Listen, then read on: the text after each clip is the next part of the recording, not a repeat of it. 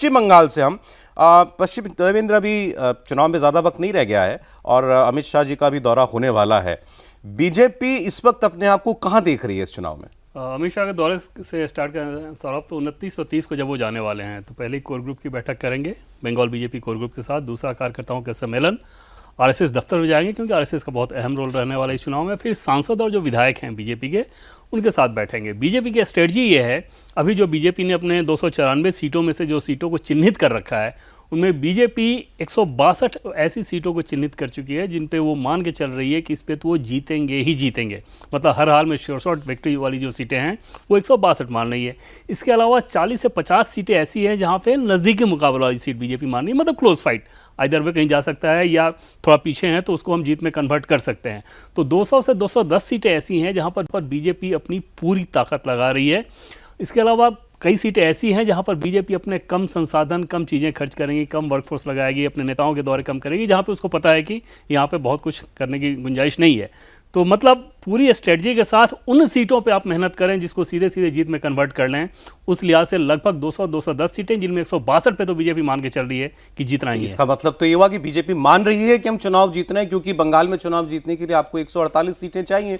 देवेंद्र कह रहे हैं कि एक कैटेगरी वाली बीजेपी की एक कैटेगरी वो होती है जो वो मानकर चलती है कि हम जीतेंगे ही, वो 162 है। मतलब वो इस वक्त बीजेपी के अंदर ये बिलीफ है कि हम जीत रहे हैं। हाँ, बीजेपी ने अपनी पूरी ताकत इस पर लगा रखी है। वो ये मान के चल रहे हैं कि बंगाल तो इस बार हमें जीतना ही जीतना है। और इस बार के नेताओं को भी देखना है। तो एक तो गृहमंत्री अमित शाह, जो मुख्य बंगाल की जिम्मेदारी है वो गृहमंत्री अमित शाह ने अपने ऊपर ले रखी है और पूरी स्ट्रेटजी, पूरे चुनाव के सब कुछ उनके इर्द गिर्द ही होना है।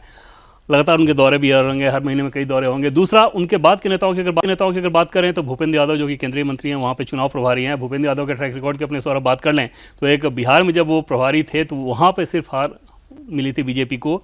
इसके अलावा संगठन और चुनाव प्रभारी जहाँ जहाँ हो रहे हैं पार्टी को चमत्कारी जीत मिली है। चाहे गुजरात की बात कर लें, मध्य प्रदेश की बात कर लें, महाराष्ट्र की बात करें, कई सारे चुनाव में उनको जिम्मेदारी दी गई है। सुनील बंसल को जिम्मेदारी दी गई है और स्थानीय स्तर पर शुभेंदु अधिकारी, जो 3 पिलर वहाँ पे कह सकते हैं आप, उसमें भूपेंद्र यादव, सुनील बंसल और शुभेंदु अधिकारी और गृह मंत्री अमित शाह के पूरी रणनीति के तहत, पूरी देखरेख के तहत एक तरह से इस चुनाव। महाराष्ट्र में कोई राज्य का इलेक्शन नहीं है, लेकिन बीएमसी किसी राज्य से के बजट से छोटे राज्यों के बराबर तो बीएमसी का अकेला बजट होता है।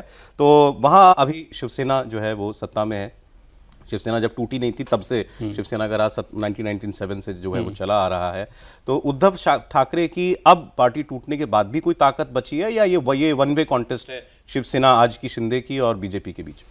नहीं, मुंबई में तो बीजेपी शिंदे एक साथ अगर रहेंगे तो वहाँ पर उद्धव ठाकरे की शिवसेना के लिहाज से अगर बात करें तो बहुत डिफिकल्ट चुनौती है उनके सामने। और जो अभी तक संकेत नज़र आ रहे हैं शिंदे और बीजेपी के बीच, शिंदे वाली शिवसेना और बीजेपी के बीच, और जो सीटों का फॉर्मूला होगा सौरभ, उसमें लगभग फाइनल टच उसको दिया जा रहा है। 140 के आसपास बीजेपी चुनाव लड़ेगी और 87 से 90 की, मतलब इसी विर्द में 140 से बीजेपी कम हुई तो इधर 87 से बढ़ जाएगा, तो 87 to 90 इनका रहना है और 140 के अराउंड में उनका रहना है। मतलब 140 अगर बीजेपी लड़ी तो 87 शिंदे लड़ेंगे। अगर 140 से बीजेपी 1-2 कम आई तो शिंदे का 1-2 जो भी हो, ये फॉर्मूला रहेगा। लड़ साथ में रहे हैं, 100% लड़ साथ में रहे हैं और बहुत कोऑर्डिनेशन के साथ लड़ रहे हैं। अब ताकत की अगर बात कर लें तो सौरभ 2-3 फैक्ट्स के आधार पर अगर आप समझें, जैसे उद्धव ठाकरे के पास पिछली बार जो कॉर्पोरेटर थे जो चुन के आए थे 84, उन 84 में से 62 ऐसे हैं जो कि ऑलरेडी शिंदे के साथ आ चुके हैं।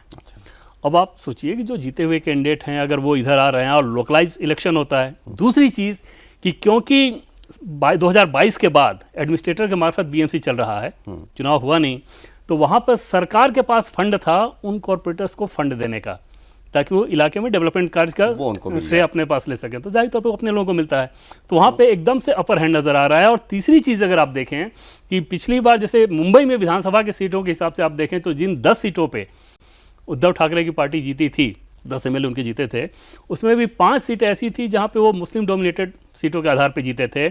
उन विधानसभा सीटों में भी अगर जैसे जोगेश्वरी है उसमें 6 में से 5 कॉर्पोरेटर के चुनाव कर लिए जाएँ, 5 कॉर्पोरेशन वाले क्षेत्र में उद्धव ठाकरे कैंडिडेट हार रहा था। तो इस तरह ओवरऑल नजर आ रहा है कि उद्धव ठाकरे के लिए कठिन चुनाव। इस बार क्योंकि कांग्रेस अलग लड़ रही है बीएमसी के इलेक्शन में तो उद्धव ठाकरे का मुस्लिम वोट भी कटेगा। ये कहते हुए भी अभी भी अजीब लगता है उद्धव ठाकरे का मुस्लिम वोट वैसे, लेकिन उनको नहीं लगता है अब ये।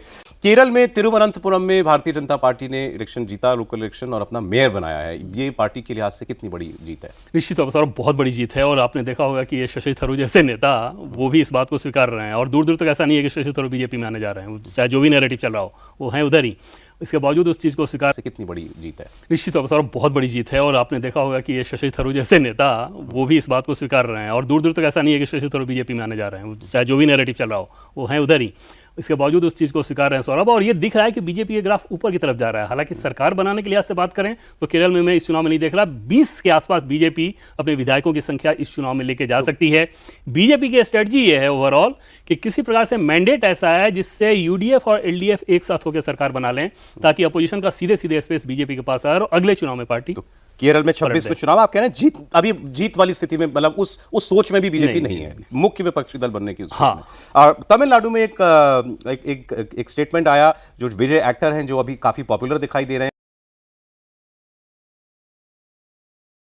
स्थिति में, मतलब उस सोच में भी बीजेपी नहीं है मुख्य विपक्षी दल बनने की। हाँ। और तमिलनाडु में एक स्टेटमेंट आया, जो विजय एक्टर हैं जो अभी काफी पॉपुलर दिखाई दे रहे हैं, उनकी काफी पार्टी तो बड़ी नहीं है लेकिन भीड़ बहुत आती है उनकी सभाओं में, और उन्होंने ये आरोप लगाया स्टालिन के ऊपर, डीएमके के ऊपर, कि तुम्हारी वजह से तमिलनाडु में कमल खिल पाया, मतलब कमल को अंदर आने का मौका, बीजेपी को अंदर आने का मौका तुमने दिया, डीएमके ने दिया। ये स्टेटमेंट अपने आप में ये बताता है कि बीजेपी आज तमिलनाडु में कुछ तो हो गई है।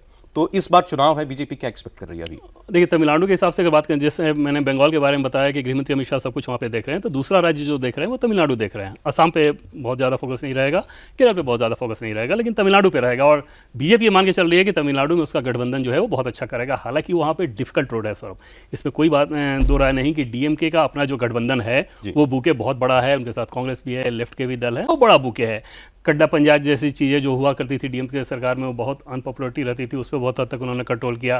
करप्शन के आरोप लगे लेकिन अपेक्षाकृत कम लगे हैं, तो तमिलनाडु में एक डिफिकल्ट मुकाबला है। अलायंस में जीतेगी आप कह रहे हैं, मतलब एआईएडीएमके अगर विजय, हाँ, अगर विजय इधर आ गए एआईएडीएमके बीजेपी के साथ, जो कि अभी तक नजर नहीं आ रहा है, अगर आ गए तो फिर डीएमके के लिए बहुत मुसीबत होगी, क्योंकि 8 से 10% वोट बताया जा रहा है ग्राउंड पे कि विजय के साथ रह गया, जिसमें महिला और यूथ होंगे। अब इसमें सौरभ एक चीज़ देखिए कि अगर विजय अलग रहते हैं तो डीएमके के लिए फायदा इस लिहाज से होगा कि महिलाएं अपेक्षाकृत एआईएडीएमके की ट्रेडिशनल वोटर मानी जाती हैं, और यूथ डेवलपमेंट फैक्टर के चलते, नरेंद्र मोदी के चलते बीजेपी के पक्ष में, तो ये वोट अगर वो अलग कट जाता है, हाँ, तो फिर डीएमके को फायदा हो जाएगा। अगर एआईएडीएमके गठबंधन में वो आ जा रहे हैं तो फिर बीजेपी अभी किस लेवल की प्लेयर है तमिलनाडु में?